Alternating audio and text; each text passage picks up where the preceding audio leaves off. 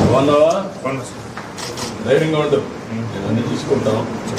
ధైర్యంగా ఉండు. ఏం కాదు నీకు, కొన్ని ఇబ్బంది అన్నీ చేస్తారు. ధైర్యంగా అన్నీ చూసుకుంటా. నేను నేరుగా పర్యవేక్షిస్తాను, అన్నీ చూస్తున్నాను. అందుకే ఇక్కడికి వచ్చాను, మీకు ధైర్యం చెప్పడానికి. నువ్వే అధైర్యపడుతుందని చూసుకున్నాను.